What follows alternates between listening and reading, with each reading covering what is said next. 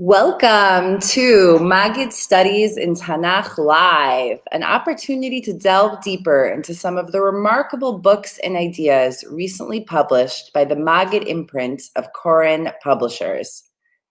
The Maggid Studies in Tanakh series and the Maggid Tanakh Companion series explore the literary artistry and historical context of the Bible, using an innovative interdisciplinary approach that combines traditional Jewish commentaries with contemporary scholarly techniques. Each one of these Maggid volumes presents exciting new ways to plumb the depth and relevance of the Bible, our most foundational sacred text. I'm delighted to host this evening because I'm such a personal fan of these books. They've brought meaning and insight into my own life as a religious Jew and a student of Tanakh. The authors we are going to hear from this evening are Professor Nechama Price, Professor Yoel Elitzur, and Rabbi Benny Lau. Please remember that throughout the event, you're welcome to ask questions on either of our live stream platforms on Facebook or YouTube. We'll be paying attention to these questions and will hopefully have time to direct them to our speakers at the end. If you like what you hear tonight, you're invited to purchase these and other wonderful volumes on the Koren website, right now at a special discounted price of 20% off. Our first speaker this evening is Professor Nechama Price. Professor Price is a senior lecturer in Bible and Judaic Studies at Stern College for Women, and she is the director of Yeshiva University's graduate program in Advanced Talmudic Studies. She works as a Yoetzet Halacha, a Jewish marital law advisor, in a number of communities in the United States.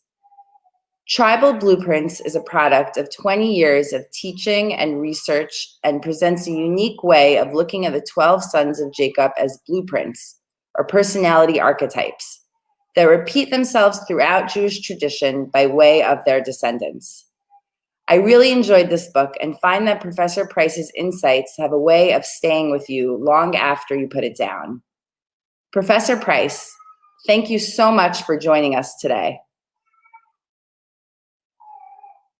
Hello, Professor Price. How are you? Hi. Welcome. We're so excited to hear from you. Please tell us a bit about the book and also answer the following questions for all of us. How does this book demonstrate your general approach to Tanakh study? And how is this message especially relevant to our current age? Okay. Hi, everyone. Thank you so much for inviting me to be part of this prestigious panel. I am honored and overwhelmed to be presenting along with Rabbi Lau and Professor Elitzur. I'd first like to discuss the goals and thesis of my book, and then I'm happy to answer your question. This book, Tribal Blueprints, is my first book. The goal of the book is to discover and analyze the personality traits and storyline of each tribe of Israel independently.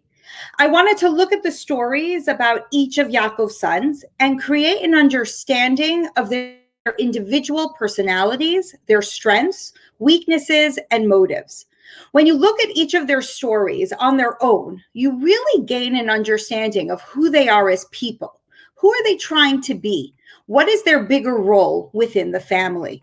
It also allows us to understand each story more deeply. For example, instead of analyzing the actions of all the brothers in the sale of Yosef, we break up the story into the motives of each separate character. Why would Reuven want to throw Yosef into the pit? This is analyzed in the Reuven chapter to fit with the bigger picture of his story of the 𝙩𝙬𝙤 and every time he appears in Sefer Breshit. Why does Yehuda suggest selling Yosef? And how does this fit into all of his stories in Breshit, especially the story in the next chapter about his family dying and his affair with his own daughter-in-law, as well as his bravery to exchange his own freedom for that of Binyamin? And of course, why does Chazal assume that it is Shimon and Levi who state that they want to kill Yosef? What is it about all of their stories in Breshit that leads to this assumption? However, the book goes one step further than just analyzing the stories of the sons of Yaakov in Breshit. You see, each tribe gets 2 chapters. First, there is a chapter on their story in Breshit to explore the various ways to read the stories of that specific son of Yaakov, to discover who they really are.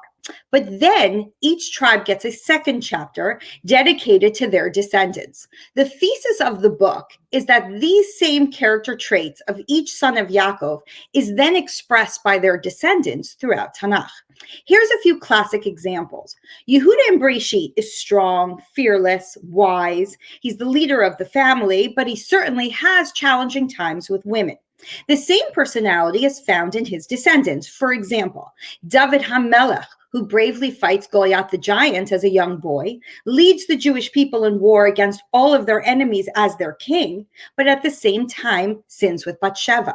Or Shlomo HaMelech, who's blessed with tremendous wisdom and leadership, but whose downfall comes from his love of the daughter of Paro and his many wives. Or we have Yosef in Breshit, who is a great leader and saves the world from famine, but there appears to be flaws to his behavior as well. He does not always consider the results or repercussions of his actions, like when he chooses to tell his brothers about his dreams, or when he wears his special coat in front of them, or certainly his explicit desire for power and leadership.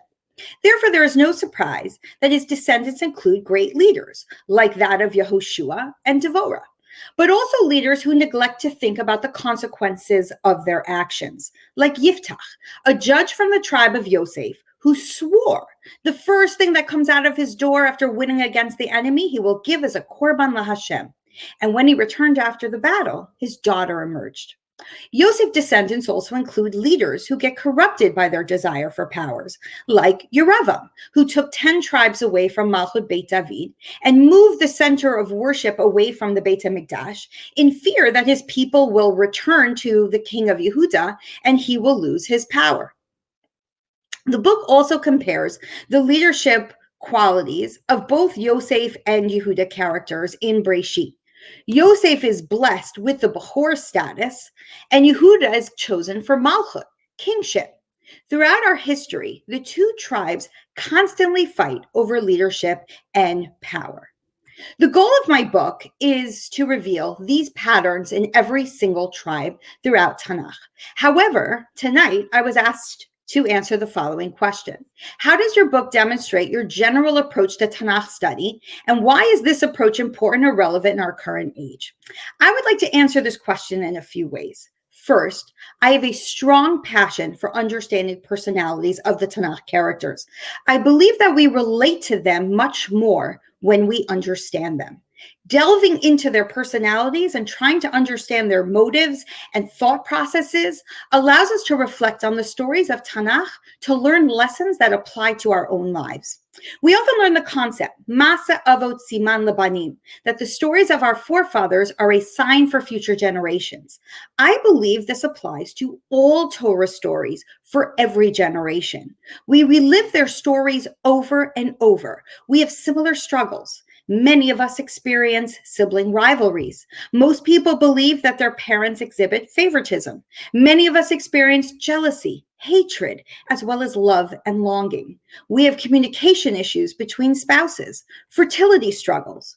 We can feel, understand, and closely relate to the stories of the Torah, and of course, learn from them.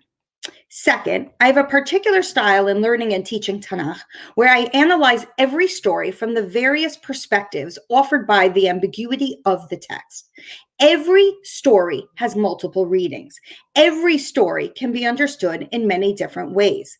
If you think about it from the perspective of the Mefarshim, for every Rashi, there is a Ramban and a Radak and Ibn Ezra and Abarbanel, and so many more.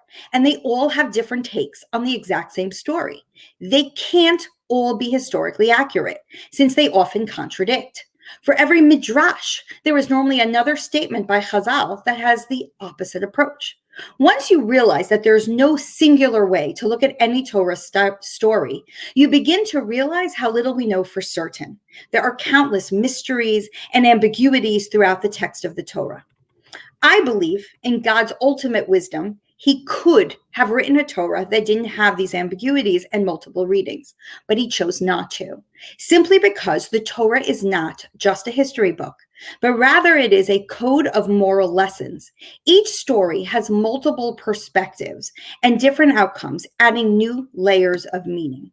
which is why I believe that learning Tanakh is so wonderful and exciting, but also why there are so many lessons to learn depending on how you solve each mystery. My book utilizes this teaching style as it provides multiple perspectives to every single story, while at the same time, it never reveals my own true feelings about which view is my favorite. And that is because as you read the book, I invite the reader to engage the text and choose favorite interpretations. Which one speaks to you? Which one makes sense to you in the bigger context of all the stories? Which one inspires you to be a better person? Since the goal of learning Tanakh is to learn these messages and morals that apply to our lives, I would like to point out 3 major lessons that I try to emphasize in the book and that I believe are vital for us in today's world to always remember. Sometimes when reading Sefer Breshit, we get the impression that only the perfect and the most righteous are chosen, and those less than ideal are rejected. But the story of the Shvatim, the 12 tribes, with all their imperfections laid out so clearly in the text, we learn that God does not expect perfection to be chosen. The sons of Yaakov teach us what it means to be human, with human emotions, jealousy, hatred, humiliation, regret, fear, confusion, and so much more.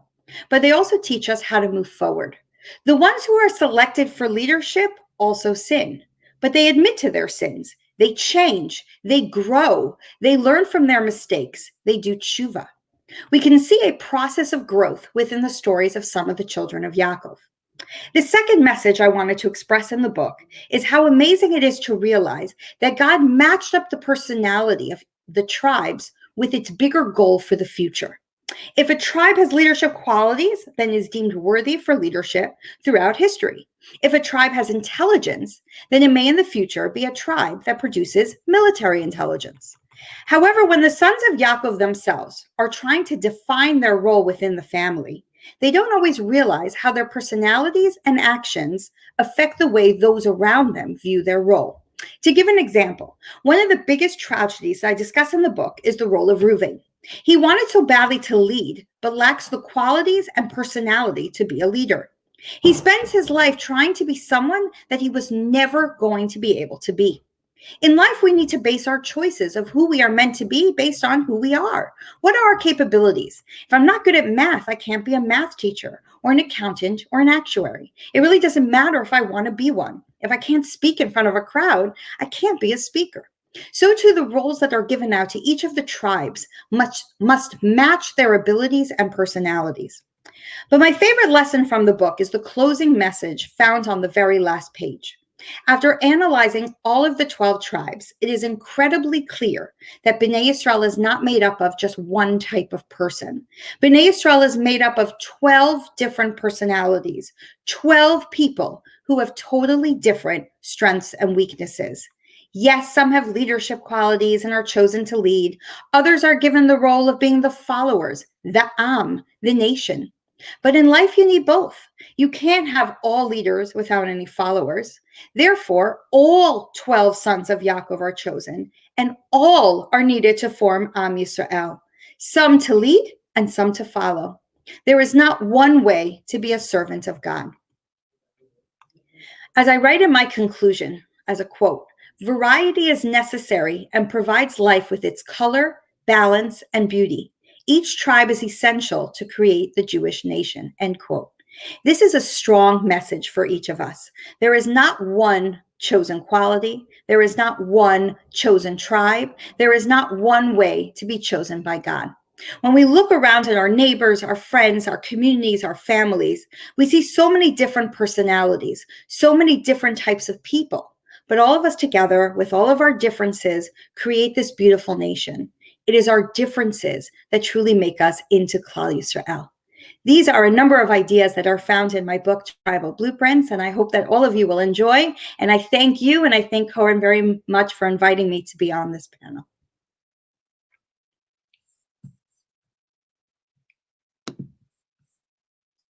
Thank you so much, Professor Price. That was wonderful. And I think it really gives the viewer a taste of what makes your book so engaging and insightful, connecting us with our biblical ancestors on every single level.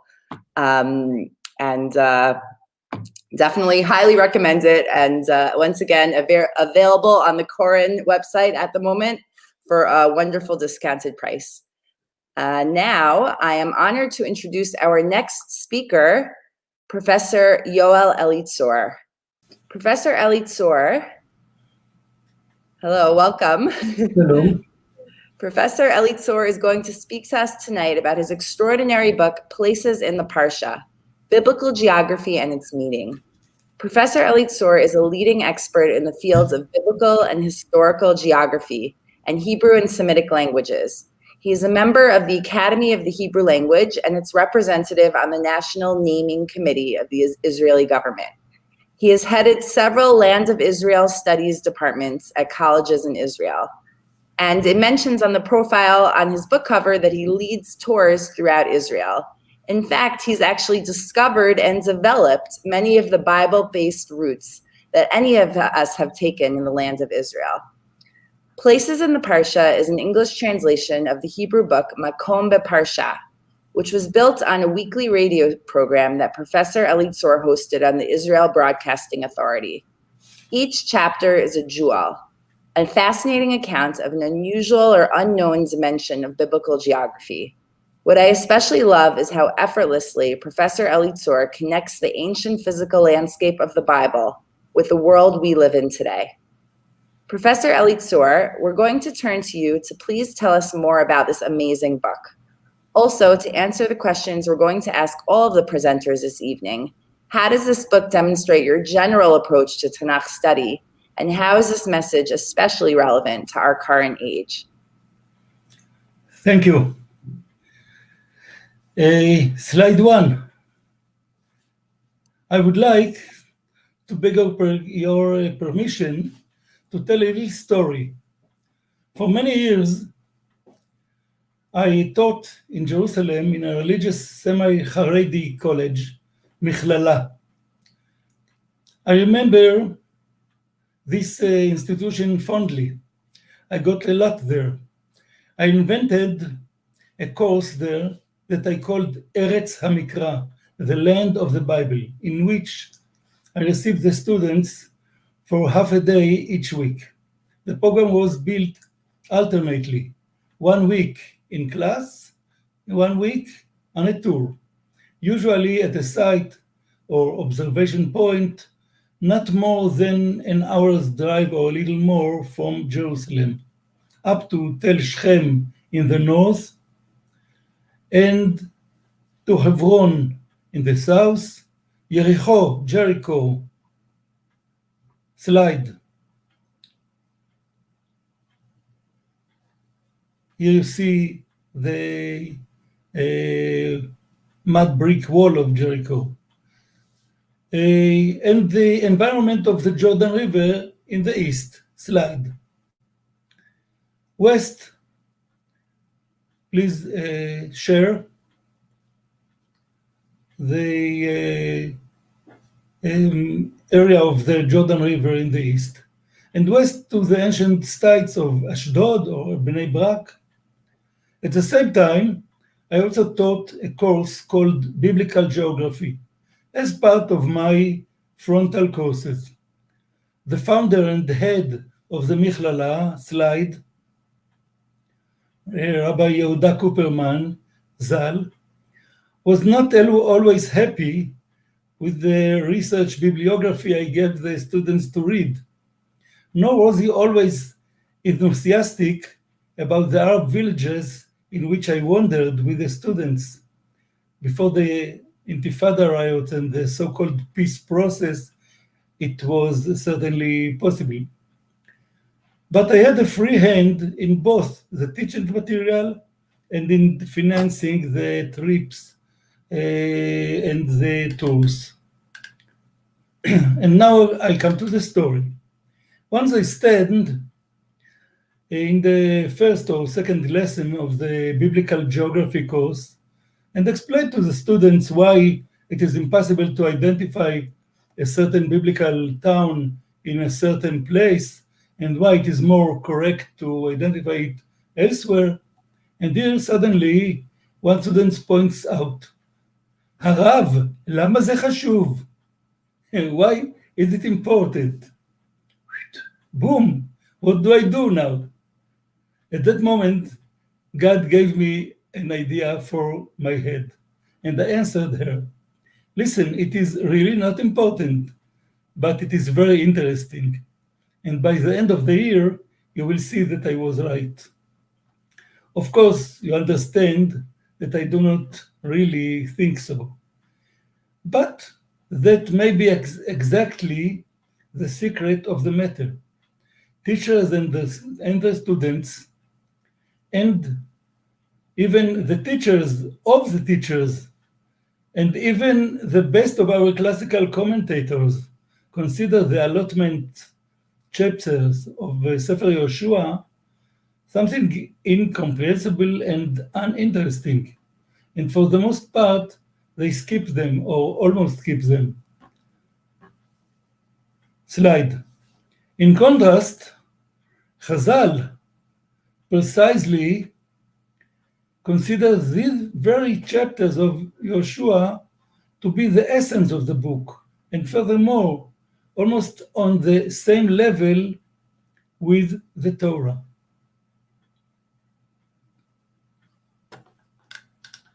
When I manage to turn these chapters and topics into something interesting, I did a great thing. And it's not just the geographical chapters.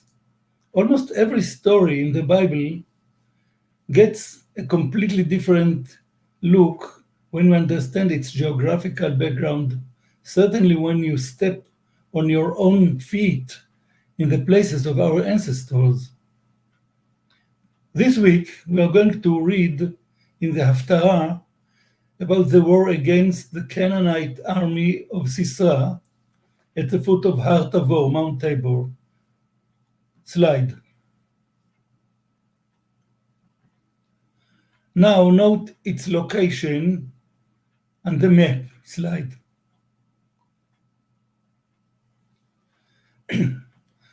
We'll encounter the surprising victory and the song that Deborah and Barak sang Bayom Hahu on that day. In the chapter devoted to Parashat Beshalach in my places in the parasha, I quoted original insights from my father, from Professor Yoel Elitzur, Zichrono Livracha. Slide. At whose Shabbat table I learned to know and to love the land of the Bible. But the main innovation in this chapter is that of a humble and forgotten researcher named Nechama Price. Nechama Price was a kibbutznik and archaeologist who for years studied mainly his area of residence, the Jezreel Valley, the Beit She'an Valley, and the Lower Galilee.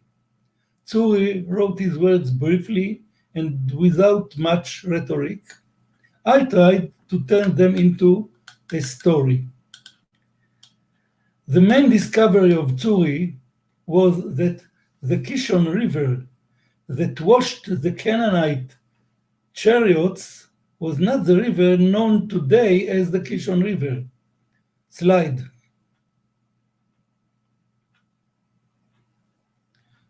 You can see here the main stream in the Jezreel Valley that we today call it Nahal Kishon. This river, formerly called El Mukata, is the only one stream that connects Mount Tabor from one side and Mount Carmel from the other side, because we meet the name Nahal Kishon twice in the Tanakh. Once connected with Sisera and Har Tabor, and once connected with Eliyahu Hanavi, Elijah, in Mount Carmel. So everybody looked for a stream that connects these two places. and the only candidate is El Mukata, so we called it Nahal Kishon. However, Nechama Tzuri noticed that Rabbi Ishtoria Parchi, the author of Kaftor Vaferach, 700 years ago, documented from the Arabs the name Kesun in the east and not in the west. Rabbi Ishtoria Parchi mentions several times in Kaftor Vaferach the Kesun stream, a stream that surrounds Mount Tabor on three sides, then deepens and empties into the Jordan River, halfway between the Sea of Galilee and Beit She'an. This stream, now called Nahal Tavor, Tzuri found, so you can see in the right of the map, you can see near Mount Tavor, you can see the Nahal Tavor, which is indeed, in fact, it is probably the original Nahal Kishon. Tzuri found other sources from different periods that confirm Ishtoria Parchi attestation. This means that there were actually two streams called Kishon, one in the east between Mount Tabor and the Jordan, and one in the west near Mount Carmel. So hence, perhaps we have a new meaning for the difficult expression Nahal Kdumim, Nahal Kishon. Slide. You can see the far-fetched Perushim of Targum of King James, and now we have a new simple and understandable interpretation. The eastern stream of Kishon, Nahal Kdumim. Huge out-of-season floods have been observed in our times in Nahal Tavor. Another kibbutznik, Yifrach Haviv, a member of kibbutz Beit Keshet, north of Mount Tabor, described such a flood that happened unexpectedly after the end of the rainy season on the Independence Day, April 16, 1964. To cite his words, he wrote, "It was like the flood in the days of Noah. Nahal Tavor became a raging river." Time is shortening. I have to make one more point. Our discussion has the surprising implication for understanding the geography of Gideon's war with the Midianites, described in the following chapters of the book of Shoftim. According to the scriptures, the Midianite camp was located in the Jezreel Valley, and this is where Gideon attacked them. But now look, slide. Look at this historical map. You see that Aharoni took the Midianites to the north, made some strange loop. He took them to the north to Givat Amoreh, and then took them again to the south to Jezreel Valley. What can be the reason for such a curious loop? Slide. You see here the verse from Sefer Tehillim, "עשה להם כמדיין, כסיסרא, כיבין בנחל קישון, נשמדו בעין דור, היו דומן לאדמה." Who were perished in Endor? If, as most scholars believe, Nahal Kishon is in the west, then Nishmedu Be'endor must be the Midianites. So you have to take. You see Endor near the stream of Nahal Tavor. So if you believe that Nahal Kishon is in the west, then they must be perished, the Midianites. So you have to take them north from in Emek Israel, Jezreel Valley, to Endor, and then to take them again to Jezreel Valley. But if Nahal Kishon is indeed the eastern one near Endor, the Pshat is going in the plain understanding of the Pasuk, and we can return back to the Pshat, to the plain meaning of the Tanakh. Ken yovdu kol oivecha Hashem, so may all your enemies perish, Hashem. Thank you very much.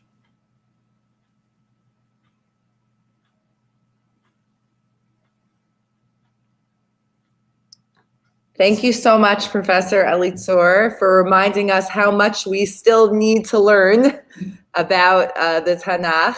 And I especially I find that as complex and deep and rich all of your explorations of biblical geography are, the answer ends up being the most simple thing, right? We often end up with the pshuto, shel mikra, and it was fascinating to hear from the source. Thank you so much. Thank you. And once again, if you're interested and want to learn more, Professor Elitzur's truly amazing book is available on the Koren website. And we didn't mention earlier that you can get a great discount with the discount code MST Live. Thank you. And all right, and now we are going to hear from Rabbi Benny Lau. Rabbi Benny Lau heads the 929 Bible Project and is a research fellow at the Israel Democracy Institute. Oh, Rav Lau, welcome. He served for many years as the rabbi of the Ramban Synagogue in Yerushalayim. Rav Lau is a master storyteller and is the author of the best-selling volume Jeremiah, The Fate of a Prophet, also published in English by Maggid Press, and other popular, extremely widely read volumes. This most recently translated book, Isaiah, Prophet of Righteousness and Justice, was written in partnership with Rav Yoel Ben-Nun, a legendary scholar and pioneer of Tanakh study in Israel, and one of the founders of Yeshivat Har Etzion. Rav Ben-Nun and Rav Lau wrote the book after studying the book of Yeshayahu in depth together. They both write in the preface. The book you hold in your hand is the product of a dialogue between two very different people, an unlikely partnership. One of us is rooted in the world of exegesis, while the other is drawn to the world of literature. Nonetheless, the storyteller is fond of exegesis, while our exegete craves a good story. Isaiah, Prophet of Righteousness and Justice, was sponsored by the Agus family of New York, and our gratitude goes to them. Thank you so much, Rav Lau, for joining us. Please tell us more about your wonderful book and about the prophet Yeshayahu. Thank you, Sarah. Toda rabba. Thank you for having me here. I must tell you that for me it's a bit strange situation, because I don't know how many of you wrote books, but how many of you wrote books that you can't read? No, English, it's not my language, and I wrote it, of course, with Rabbi Yoel Elitzur in Hebrew. And I want to hope that the translation is quite well. And I will try to express myself about the book, but first of all, I'm not sure if Professor Yoel Elitzur is still here. I want to tell you all people here, that his father, Professor Yoel Elitzur, I didn't have the privilege to learn with him, but I think that I become his student by reading all his articles, all his books.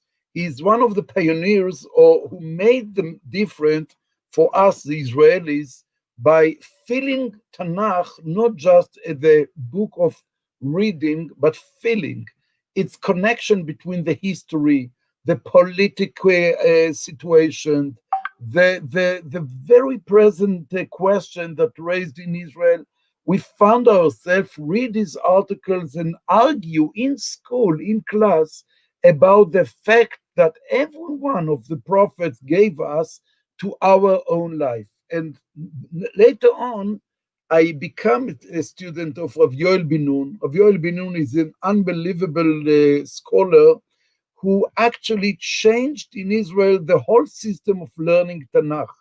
Learning Tanakh in the, let's say, the old school is reading Pasuk and then read Rashi, Ramban, Ibn Ezra, all the interpretations, all the Perushim, regularly from what we used to say Mikraot Gdolot.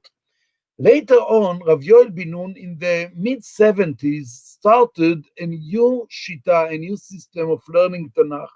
And his Tanakh, or his shita, was read the chapter and try to put the text on the context. Make Tanakh alive. Don't read Pasuk and then another Pasuk, another. Then you used to say, Merov etzim lo ro'im et hayar. From all the trees, you cannot see the forest. And try, first of all, to look large, to see the macro, the story. And then, if you have a trouble, if you have something not understanding enough, then go to the Mefarshim. They will help you, surely. Surely. He didn't try to put himself higher than the Mefarshim, but different. He said, if we had the miracle situation that Am Yisrael returned back to Eretz Yisrael and made the Safa, the language, return back to a live language, that is the miracle of the Tzionut movement. We in Israel, we play, we talk, we do everything with a holy language, Lashon HaKodesh. So he said, if we understand the language, let's talk with that. And it's changed the whole system of learning Tanakh in schools, in high schools, in yeshivot, all around. And Rav Yoel Ben Nun is one of the big pioneers of that. And for me, it's an unbelievable privilege to have Chavruta with him for many years. And one of the products is that book, Yeshayahu. I didn't know how you say Isaiah or Isaiah, but for us, we understand the name Yeshayahu. Now I want to put it immediately and very clear that when we wrote the book of Yeshayahu, we decided to make the text on the context about the first sentence of that book, mean Chazon Yeshayahu ben Amoz, asher chaza al Yehuda v'Yerushalayim, בימי עוזיה, יותם, אחז, חזקיה, מלכי יהודה. Stop. Mean what? We built a strong borders to limited our book to the time that Yeshayahu ben Amoz identify himself to live in. Uzziah, Yotam, Achaz, Chizkiah, the four kings in Judea, include all, you can count about 50 years. We are talking about the time of 8th century BCE, mean from 750 BC until 700. That is the time between Uzziah and Chizkiah, the kings in Judea. That is exactly the time that the Assyrian Empire came to our area, to our land, and they become a player in the game, in the huge game of the world. The Assyrian period started just then. If we are talking about 4 kings in Judea, we should talk about 4 kings in Assyria. The Tiglat-Pileser, Shalman-Eser, Sargon, and Sancheriv. I know that in English it's believed that it seems different, but that is the king that played in that game in Yeshayahu ben Amoz period. Mean what? Mean that we stop our book just in chapter 39. When the book ends with chapter 40, Nachamu, Nachamu Ami, all the chapters that we well know from the Haftarot in the summer after Tisha B'Av, 7 Nechama Haftarot, we didn't write anything about that. And you know the question that many times raised in the world about Yeshayahu the first, Yeshayahu the second. We didn't went to that play. We just spoke about Yeshayahu according the history. Now, by saying that, I want to say that our book is just going follow the history. Follow the history means the first chapter talking about Yeshayahu in the period of Uzziah the king. Second chapter is about Yeshayahu in Ahaz period. And third one, Yeshayahu in the time of Chizkiyahu. Now, every chapter, each one of them is so different and dramatic situation. The first one, Uzziah was one of the huge, large, very rich king, very similar to King Solomon, Shlomo HaMelech. And you know, it's one of the biggest king that we ever had in Judea. And what's happened with Uzziah, if I count just one sentence from the book of Divrei Hayamim, said, the Tanakh, the Bible said, Uzziah, bechezkato, gava libo ad leashchit. He becomes so strong, he becomes so large, so aggressive king, and he thought that he can be king to every corner in his own empire, and he went to the forbidden area, to the kings, to the mikdash, to the temple. He put his leg, he put himself inside the temple, and immediately become Metzorah. That happened in the mid-8th century BCE. The time of Uzziah, the unbelievable great king. And when Yeshayahu the prophet saw that, when he saw that the great king became Metzorah because he couldn't stop himself to be under the name of Hashem, because he felt that he's kind of ego that grew up, Yeshayahu said, okay, I finished with the expectations of the regular kings. And he became a prophet that wrote many chapters, all the beginning of his book, talking about expectation that Hashem will come to be in our eyes, to be the king on the world. I will not go inside his nevuot, but it's a very sad nevuot that argue against the kingdom, against Uzziah. Beautiful words, I should say. Yeshayahu is a poetry. Every chapter in Yeshayahu book, it's like poem, and it's so. Of course, in Hebrew, it's playing with the words. It's creating. It's like creating a new language in Hebrew, and it's beautiful. So that is the first chapter. Second chapter is a very tragedy and dramatic situation that the kingdom, the empire, Tiglath-Pileser, moved from northeast, moved to our area. And this king, Ahaz, the grandchild of Uzziah, didn't know what he's supposed to do. Should he give up? Should he fight against? To do a coalition with the neighbors. The neighbors mean the Israelis in north and the Aramaic in north. He didn't know. And what's happened then in that situation, I'm talking about 730 BCE, the Israelis and the Aramaic made a coalition against Judea, a war between Israel and Judea, two kingdoms, two states for two nations, Israel and Yehuda, brother, but a border between Israel and Yehuda.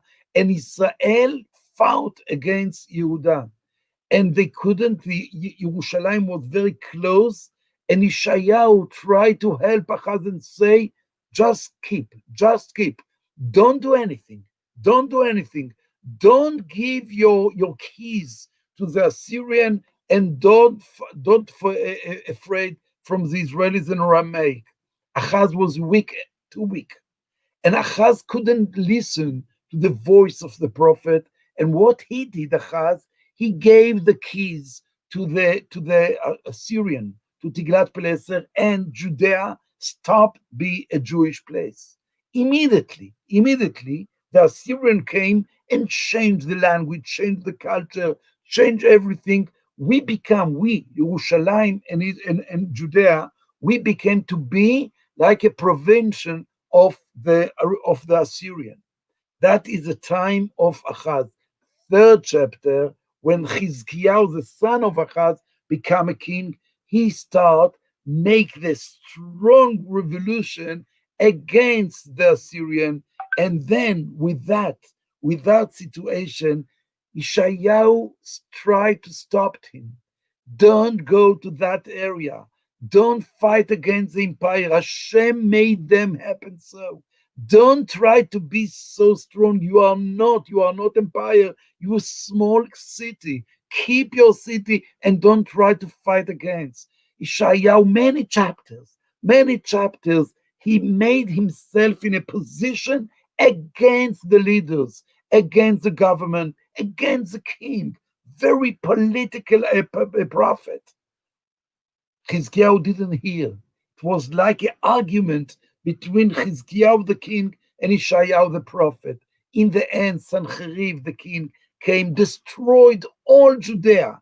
36 cities in all Judea destroyed. If you're going to the British Museum, you can read it in the walls, in the Assyrian Hall. You can see the whole journey that Sancheriv the king did in 701 BCE. You can read the Bible, you can read it in the walls. It's similar. It's unbelievable. And in the end, all Judea destroyed except Yerushalayim. ונותרה בציון, ישעיהו chapter A, ונותרה בציון כסוכה בכרם, מלונה במקשה, עיר נצורה. Nothing except Yerushalayim. So we win or we lose. What happened there? It's unbelievable. We read that chapter, Perek Aleph in Yeshayahu, that it's the end of the whole story. We read it in before Tisha B'Av, Chazon Yeshayahu, Shabbat before Tisha B'Av, trying to say what the message that Yeshayahu after all gave to our kingdom, to our prime minister, to our Jewish state, Medinat Israel. What Yeshayahu said to us, he said, Sion b'mishpat tipadeh v'shaveh b'tzedakah. It's two words that playing all over the book of Yeshayahu. Tzedakah u'mishpat. Mean what? Mean that if you want to build a society, you need to build it by two pillars. One is justice. Everything should be clear by justice. But the other very strong pillar is tzedakah. Tzedakah, it's not a charity. Tzedakah, I mean, you need to see the faces of the human being, of the whole citizen around you. You shouldn't close yourself because of justice. Justice many times cannot see faces. Just do the rules. But tzedakah mishpat, it's combination. It's a very strong community, or should say very strong state that Yeshayahu dream about, and we in Israel trying to keep his words and to build our society le'at, slowly, by hearing the voice of the prophet. Toda rabba. Thank you so much, Rabbi Lau.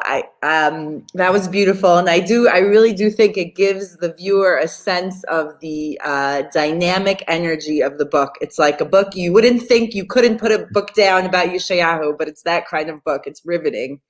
Thank you so much. That was wonderful, and once again, available for sale now on korenpub.com with the code MST Live. And now we're going to just take a few minutes to reflect on what we heard, maybe ask some questions to our speakers. And everyone is. So I have a sort of interesting question, and I'm wondering if it could actually maybe really be asked to everyone who spoke this evening.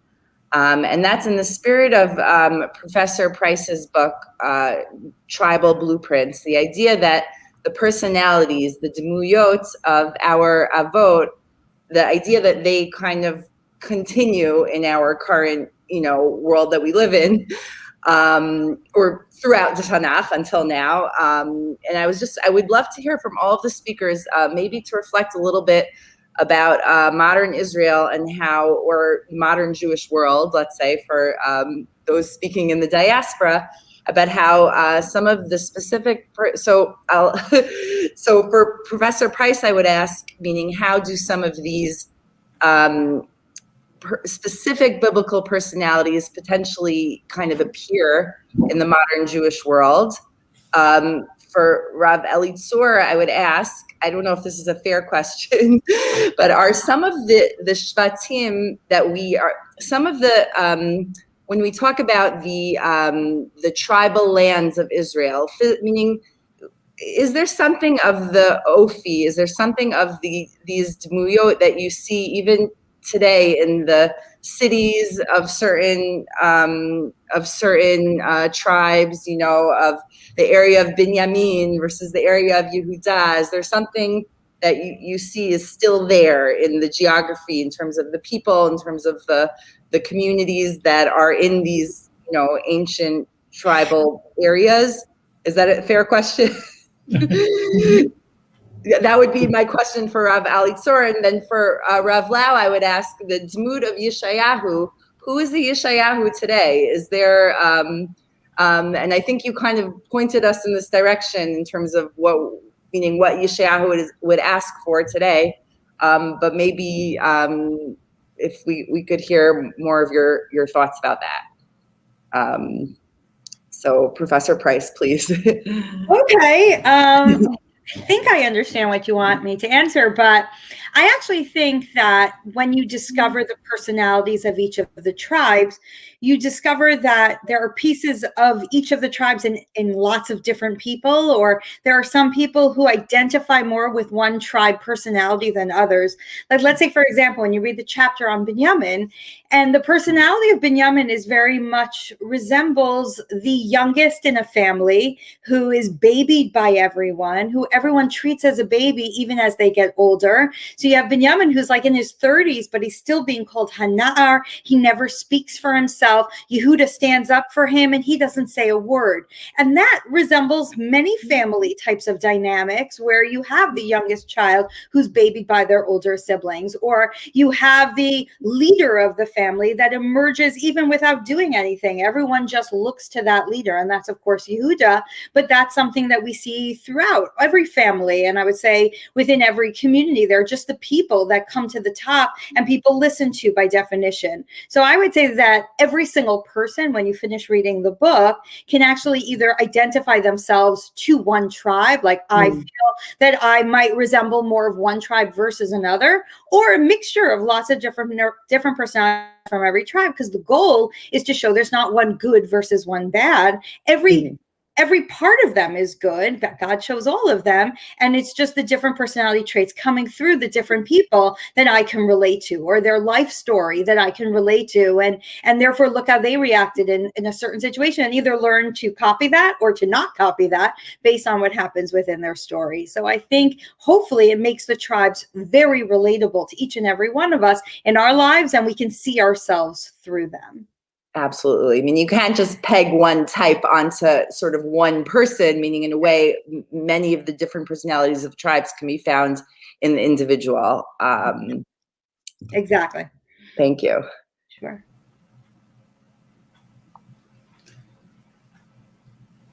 I have to speak about the shvatim. Okay. That's fair. I cite from Rabbi Yoel Elitzur that Rav Lau cited. He said once that even today you feel the atmosphere of the Plishtim when you are wandering in Tel Aviv, and you feel something of another type of life when you wander in Yerushalayim. You have something that connects us with the past. But I have a little custom. When I drive or go somewhere, when I'm going from the territory of one shevet to another tribe, I say the psukim of the tribe in my mouth, even or think about it. When, for example, I come into Yerushalayim from the north, near the Tachana Merkazit, there is a tunnel in which I'm going from Binyamin to Yehuda. I feel it. I don't know if everybody feel something like that. In the last chapter of my book, Placed in the Parasha, I dealt with the tribe of Binyamin. And I said that Binyamin, the man, and Binyamin, the tribe, had something common. Binyamin, the man, was born to Rachel, and he is in nature, he is the brother of Yosef. But after that, he was adopted by Yehuda. Anochi ervenu miyadi tebakshenu. So, if you look at the history of the tribe of Benjamin, it's the same. It began as a part of the tribes of Israel, but then he became a part of Yehuda after the days of Shlomo, Yerovam, and Rechavam. Even the Mikdash, the first Mikdash of the patriarchs, of the Avot, was in Bethel, in the border between Benjamin and Yosef. And the eternal Mikdash is in Yerushalayim, on the border between Benjamin and Yehuda. Thank you. So in a way, all of these different personality archetypes are actually coming together, right? In the Eretz Yisrael that we live in. Yes. All of you are invited. Once everyone's allowed in the country, Thank you so much. And hello, Rev Lau, thank you. Yes, so what I supposed to say, who is the prophet today? So thanks God, we have no prophets. You know that the time of Second Temple days, since then, after the last prophet Malachi, no prophets in Israel, and the Gemara said, Chacham adif minavi. We prefer the leadership of the sages than the prophets.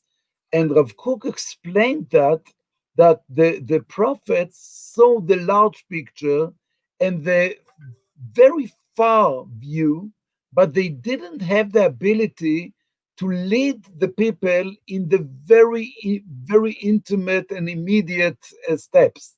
That was the koach, the power of the prophets. The power was to say something very far. And if I'm talking today about not the real prophets, but like poems, poetries, like a very special people, you know, I was very close to Amos Oz.